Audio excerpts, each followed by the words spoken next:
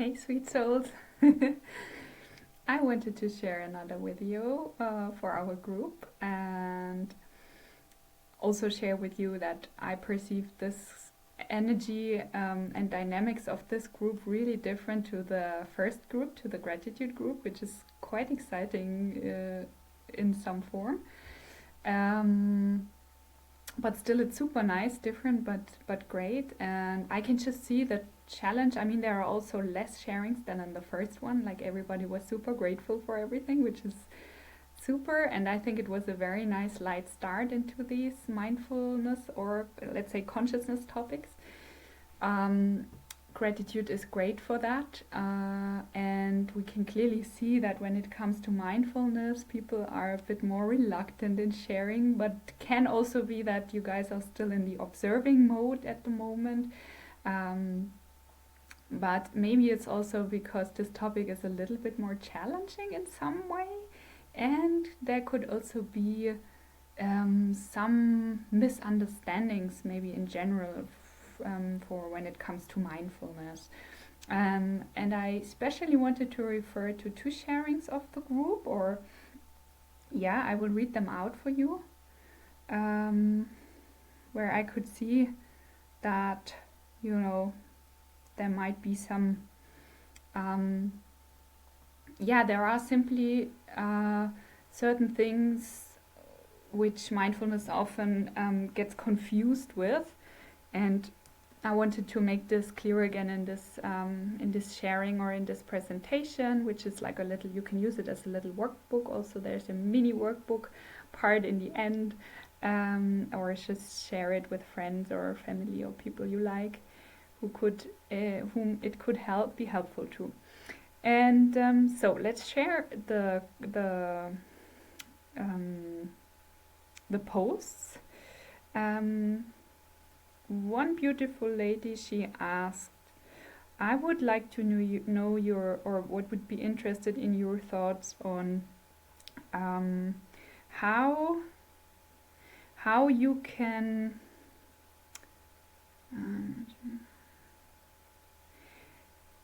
how you can use, let's say, how you can make use of mindfulness in difficult phases in your life, and how you can create like a positive or helpful situation out of it, in certain form or in a certain way. I find it sometimes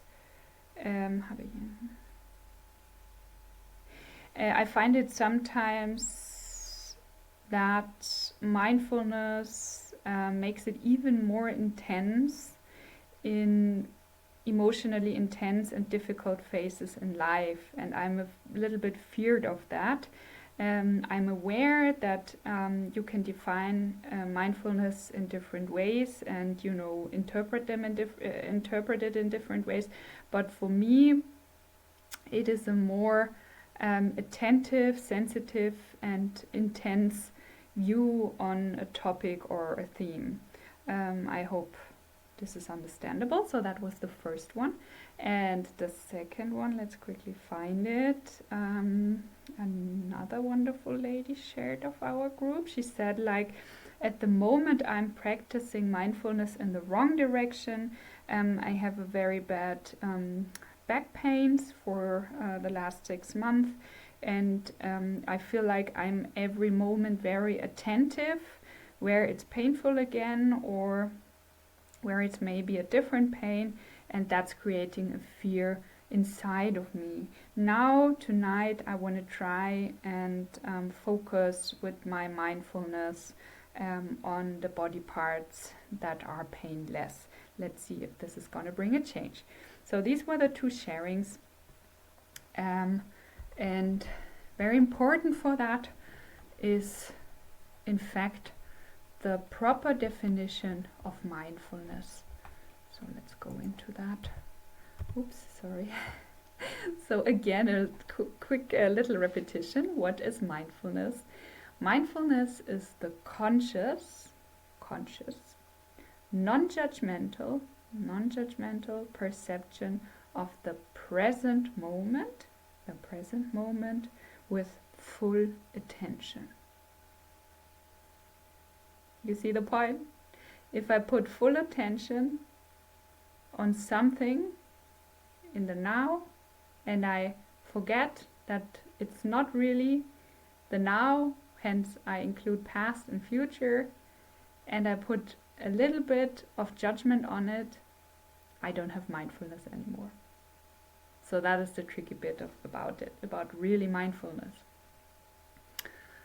And yeah, so that shows already how important it is to have all these factors in place, that mindfulness is really helpful, that we are really using it in a helpful sense, because otherwise we can say, hey, but I am attentive and I am trying to be conscious, but I am not really, and this can happen easily also when I get on that journey, that I can confuse things, or sometimes my ego pushes something in between from olden times, and all of a sudden I have more attention in a topic, and then combined with my ego, as I'm not in the present moment, as I am judging, is creating me actually more fear and pain than if I would be less attentive. That's the danger. So let's go further to really give you an understanding of where we are actually heading to and how everything belongs together. Because actually our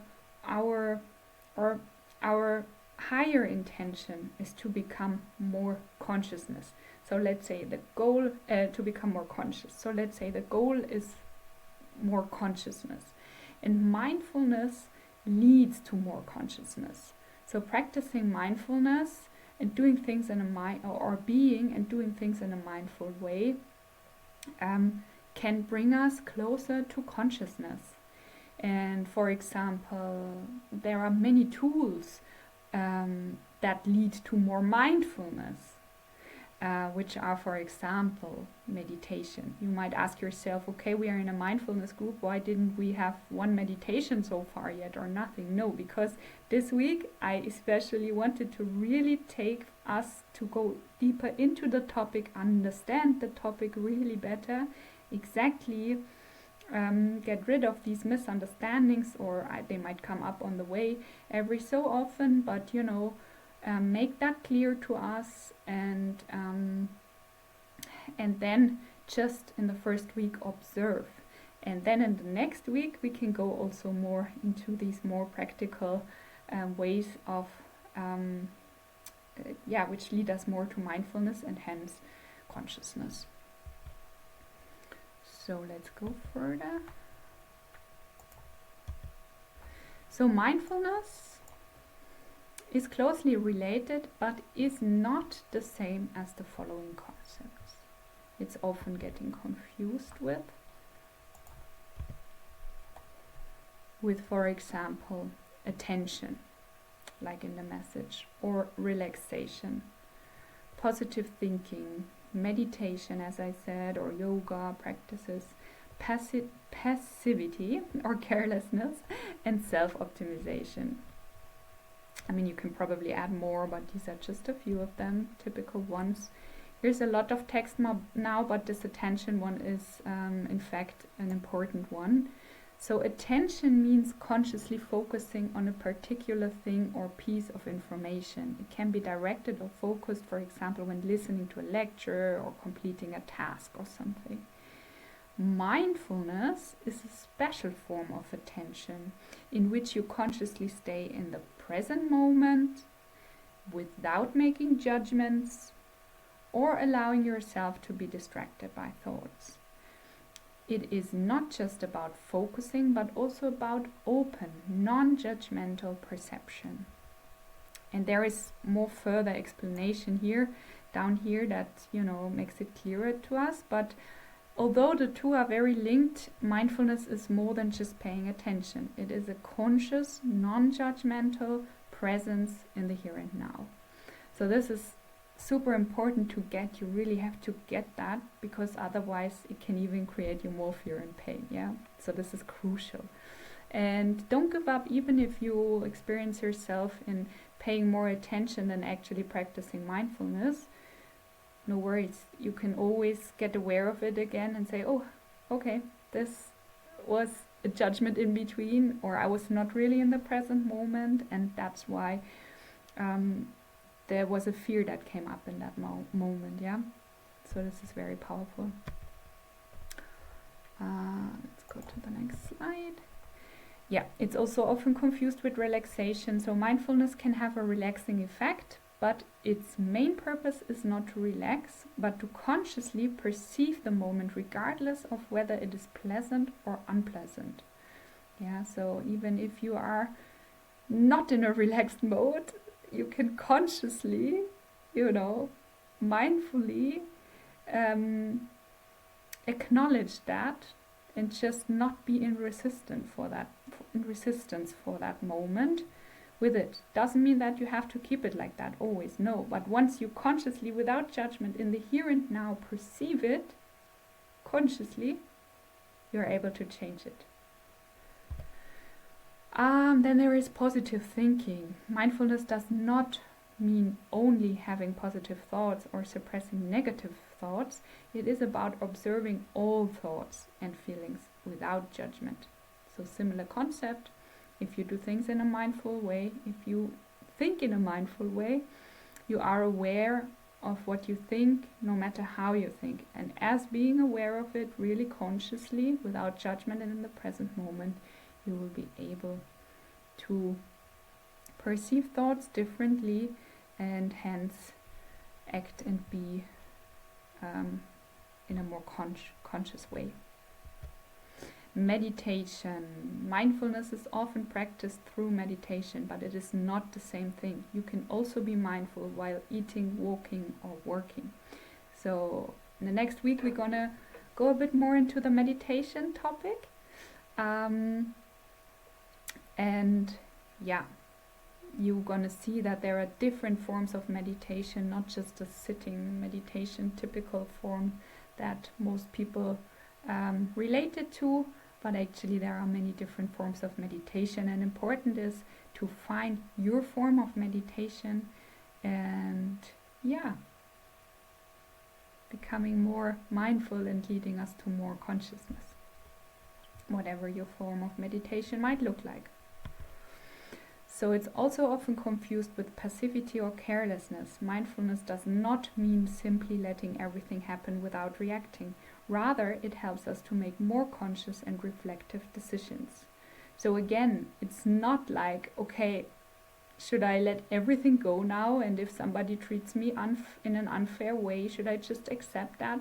No, it's not about that. But it's just perceiving that, and first go into a mode of, okay, just consciously, I can react to this, or maybe not react at all at first, which is also a form of reaction and communication, but to just perceive the situation first, switch into this observer role, and then be aware of much more that is happening in that situation. Let's take that example of somebody is treating you in you perceive it unfair way, or whatever, aggressive or respectless or something. Doesn't mean that you have to say, this is great, I want to be treated like that all the time, or it doesn't mean that you cannot show your limits and set your limits clearly and respectfully. But it means that you much more observe what is happening in that moment. So in that moment you don't directly react out of your ego, but you just perceive what is happening within you. Where are you triggered? Which kind of feeling or emotion is coming up? Where could that come from? And then also think of the other person who is also probably reacting in a triggered way. Where might that come from? And how can you change dynamics in a healthy way instead of two egos clashing at each other and you're going to regularly find yourselves in this kind of dynamic again? So this is the power of mindfulness and consciousness. So it's exactly not this passivity, but acting in a conscious way needs this step beforehand. Otherwise, it's maybe a lucky shot and might work one time, but it was still an unconscious step. And it's also often perceived mixed up with self-optimization. So mindfulness is sometimes misunderstood as a tool to increase performance. It can indeed help you to be more focused, but its aim is rather a more conscious life, not just higher productivity. Yeah, I think this is pretty self-explaining. Once you become more conscious, of course, you can much more set your directions clearly. You are much more aware of, okay, where are you losing time during your day, for example, where are you losing energy, which surroundings are healthy for you, which are toxic, and so on, and how can you react to that. And all of this will lead you to self-optimization, optimization, of course, in the end. But in the end, it's not necessarily about more productivity or earning more money or whatever, being in a relationship, but it's really to become more conscious, to live a more conscious and in the end also joyful life, and a life in more serenity, let's say. So here are a few more methods that can help you. We will go more into a practical way of practicing that in the second week of our group. I just mentioned them quickly now. You can read them for yourself, and there is a little practice part actively that you can use also in that book, or enlarge the workbook for you. It's just a little start here. So it's mindful breathing, again, what we started already a little bit. Mindful observation, this is our focus for this week. Mindful eating, mindful movement, there's also coming in walking and yoga and so on, or your type of sport, for example. Meditation, or your type of meditation, we're going to go into that next week. Mindful listening and communicating, super important one. I would say there wouldn't be any wars on this earth if we managed to get a conscious communication and listening right. Digital mindfulness, pretty much self-explaining, I guess, and cultivate gratitude. We focused on that in the first month as a smooth start into these consciousness topics. So yeah, here's the space for you. Use it, use the group. Feel free to share everything with us that is coming up. I'm sharing my insights for free in that group. You might get great insights and impulses from other members in the group as well. And yeah, so as a summary, in a nutshell, mindfulness does not require any special equipment or a lot of time. It can and should be integrated into an everyday in any everyday situation. And the important thing is to practice regularly, even if it's only for a few minutes a day. Yeah, happy practicing. See you in the group. Thank you so much for your long attention. We're gonna also practice it in our mindful networking group event. If you want to come along, bring friends, family or colleagues, come along, just send me an email or WhatsApp. And yeah, I'm very much looking forward to staying connected and in practice with you. Thank you.